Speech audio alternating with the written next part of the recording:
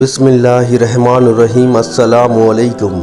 معزز اور پیارے ناظرین کرام، آج کے اس ویڈیو میں ہم سرکار غوث اعظم شہنشاہ بغداد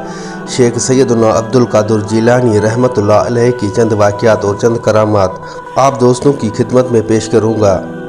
ویڈیو کو شروع کرنے سے پہلے آپ بھائیوں اور بہنوں سے بس اتنی سی التجا ہے کہ اگر ہو سکے تو اپنے بھائی کے اس چینل کو سبسکرائب کر دیجیے گا۔ ناظرین کرام، ربیع الاول کے مہینے میں یوں تو اور بھی بہت سارے بزرگوں کے عرس مبارک منایا جاتا ہے، مگر یہ مہینہ خاص طور پر غوث اعظم رحمۃ اللہ علیہ سے نسبت رکھتا ہے، کیونکہ اسی مہینے کی 11ویں تاریخ کو حضور غوث پاک رحمۃ اللہ علیہ شیخ سیدنا عبدالقادر جیلانی کا عرس شریف منایا جاتا ہے۔ حضور غوث پاک رحمۃ اللہ علیہ بہت بڑے ولی اللہ بلکہ ولیوں کے بھی سردار تھے۔ آپ رحمۃ اللہ علیہ کا نام عبدالقادر، کنیت ابو محمد اور القابات محی الدین، محبوب سبحانی، غوث ثقلین، غوث اعظم وغیرہ ہے۔ آپ رحمۃ اللہ علیہ 470 ہجری میں بغداد شریف کے قریب قصبہ جیلان میں رمضان المبارک کی پہلی تاریخ کو صبح کے وقت پیدا ہوئے۔ آپ رحمۃ اللہ علیہ اپنی ابو جان کی طرف سے نواسہ رسول امام حسن مجتبی رضی اللہ تعالی عنہ کے 11ویں پوتے ہیں، اور آپ اپنی امی جان کی طرف سے امام عالی مقام امام حسین رضی اللہ تعالی عنہ کے 12ویں پوتے ہیں۔ غوث پاک رحمۃ اللہ علیہ کے ابو جان حضرت سید ابو صالح موسیٰ جنگی دوست رحمۃ اللہ علیہ نے غوث اعظم رحمۃ اللہ علیہ کی ولادت کی رات دیکھا کہ رسولوں کے سردار جناب احمد مختار صلی اللہ علیہ وآلہ وسلم چند صحابہ اکرام اور اولیاء اعظام کے ساتھ ان کے گھر تشریف لائے ہیں، اور ان الفاظ میں خوشخبری سے نوازا کہ اے ابو صالح، اللہ پاک نے تمہیں ایسا بیٹا عطا فرمایا ہے جو ولی ہے، اور وہ میرا اور میرے رب کا یعنی کہ اللہ کا پسندیدہ بندہ ہے، اور اس کی اولیاء اکرام رحمۃ اللہ علیہ میں ویسی شان ہوگی جیسی میری انبیاء مرسلین علیہ السلام میں ہے۔ اور دیگر انبیاء اکرام علیہ السلام نے یہ خوشخبری دی کہ تمام اولیاء اللہ رحمۃ اللہ علیہ تمہارے نیک بخت بیٹے کے فرمانبردار ہوں گے، اور ان کی گردنوں پر اس کا قدم ہوگا۔ عظیم تابعی بزرگ حضرت سیدنا حسن بصری رحمۃ اللہ علیہ نے اپنے زمانے مبارکہ سے لے کر حضور پاک غوث اعظم رحمۃ اللہ علیہ کے زمانے مبارکہ تک تفصیل سے خبر دی ہے کہ جتنے بھی اللہ پاک کے اولیاء اکرام رحمۃ اللہ علیہ گزرے ہیں، سب نے شیخ سیدنا عبدالقادر جیلانی رحمۃ اللہ علیہ کی خبر دی ہے۔ سلسلہ عطاریہ و قادریہ کے عظیم بزرگ حضرت سیدنا جنید بغدادی رحمۃ اللہ علیہ فرماتے ہیں کہ مجھے عالم غیب سے یہ معلوم ہوا کہ 5ویں صدی کے درمیان سید المرسلین صلی اللہ علیہ وآلہ وسلم کی اولاد میں سے ایک قطب عالم پیدا ہوگا، جن کا لقب محی الدین اور نام مبارک سیدنا عبدالقادر جیلانی رحمۃ اللہ علیہ ہوگا، اور وہ غوث اعظم ہوگا اور ان کی جیلان شہر میں پیدائش ہوگی۔ ناظرین کرام، غوث پاک رحمۃ اللہ علیہ کے نانا جان حضرت سیدنا عبداللہ سہمی رحمۃ اللہ علیہ جیلان شریف کے اولیاء اکرام رحمۃ اللہ علیہ میں سے تھے۔ آپ رحمۃ اللہ علیہ نہایت ہی پرہیزگار ہونے کے علاوہ صاحب فضل و کمال بھی تھے۔ آپ رحمۃ اللہ علیہ مستجاب الدعوت تھے، یعنی کہ آپ کی دعائیں قبول ہوتی تھیں۔ اگر آپ کسی شخص سے ناراض ہوتے تو اللہ پاک اس شخص سے بدلہ لے لیتا، اور جس شخص سے آپ خوش ہوتے اللہ پاک اسے انعام و کرام سے نوازتا تھا۔ جسمانی طور پر کمزور ہونے کے باوجود بھی آپ رحمۃ اللہ علیہ نوافل کثرت سے ادا کیا کرتے تھے اور ذکر و اذکار میں مصروف رہتے تھے۔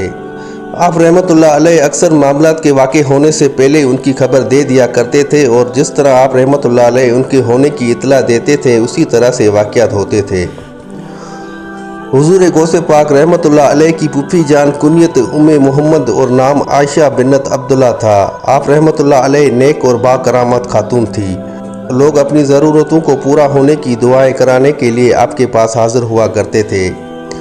حضور غوث پاک رحمۃ اللہ علیہ کے ایک بھائی بھی تھے جن کا نام سید ابو احمد عبداللہ تھا۔ یہ حضور پاک غوث اعظم رحمۃ اللہ علیہ سے عمر میں چھوٹے تھے، اور علم و تقوی میں سے اس کو بھی کافی حصہ ملا تھا، مگر آپ رحمۃ اللہ علیہ جوانی میں ہی فوت ہو گئے تھے۔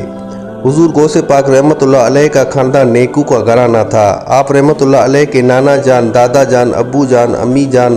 پھوپھی جان، بھائی جان اور صاحبزادگان سب متقی و پرہیزگار تھے۔ اسی وجہ سے لوگ آپ کے خاندان کو اشرف کا خاندان کہتے تھے۔ ناظرین کرام، ایک مرتبہ کا ذکر ہے کہ ایک نیم روز نامی ایک ملک تھا جو کہ موجودہ دور میں افغانستان کا ایک صوبہ ہے۔ اس کے بادشاہ نے شیخ سیدنا عبدالقادر جیلانی رحمۃ اللہ علیہ کو ایک خط بھیجا کہ میں اس ملک کا کچھ علاقہ بطور جاگیر آپ کو دینا چاہتا ہوں تاکہ آپ بھی میری طرح عیش و عشرت کی زندگی گزاریں۔ حضور غوث پاک رحمۃ اللہ علیہ نے اس کے جواب میں فارسی میں صرف 4 اشعار لکھ کر بھیجے، جن کا ترجمہ کچھ یوں ہے: اگر میرے دل میں ملک شجر کی کچھ بھی ہوس ہو تو شجر کے بادشاہ کے کالے رنگ کے تاج کی طرح میرا نصیب بھی کالا ہو جائے، اس لیے کہ جب مجھے دولت نیم شب یعنی اللہ پاک کی یاد میں راتوں کو جاگنے کی سلطنت حاصل ہے تو سلطنت نیم روز کی قیمت میرے نظر میں ایک جو کے دانے کے برابر بھی نہیں۔ ناظرین اکرام، حضور پاک غوث اعظم رحمۃ اللہ علیہ زیادہ عبادت و ریاضت اور قرآن کریم کی تلاوت فرمایا کرتے تھے، چنانچہ معقول ہے کہ آپ رحمۃ اللہ علیہ 15 سال تک رات بھر میں ایک قرآن پاک کو ختم کرتے تھے۔ آپ رحمۃ اللہ علیہ روزانہ 1000 رکعت نفل فرماتے تھے، اور ایک رات میں جب آپ رحمۃ اللہ علیہ نے اپنے معمولات کا ارادہ کیا تو نفس نے سستی کرتے ہوئے تھوڑی دیر سو جانے اور اس کے بعد اٹھ کر عبادت کرنے کا مشورہ دیا۔ جس جگہ پر آپ کے دل میں یہ خیال آیا تھا اسی جگہ پر اسی وقت ایک قدم پر کھڑے ہو کر آپ رحمۃ اللہ علیہ نے ایک قرآن کریم کو ختم کیا۔ ناظرین اکرام، اللہ والوں کا ہمیشہ یہی طریقہ رہا ہے کہ ڈھیر و نیکیاں کرنے اور گناہوں سے بچنے کے باوجود بے پناہ خوف خدا رکھتے تھے۔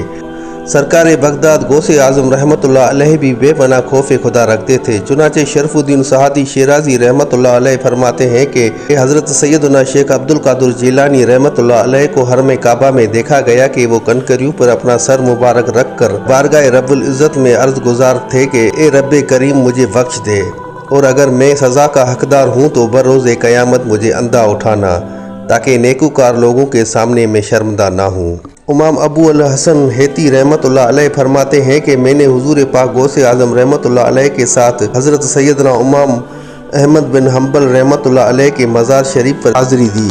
میں نے دیکھا کہ حضرت سیدنا امام احمد بن حنبل رحمۃ اللہ علیہ اپنی قبر سے باہر تشریف لے آئے اور سیدی حضور پاک غوث اعظم رحمۃ اللہ علیہ کو اپنے سینے سے لگا لیا اور انہیں خلعت بہترین لباس پہنا کر ارشاد فرمایا کہ اے شیخ عبد القادر جیلانی رحمۃ اللہ علیہ، بے شک میں علم و شریعت اور علم و حقیقت اور علم و حال اور علم و فعال میں تمہارا محتاج ہوں۔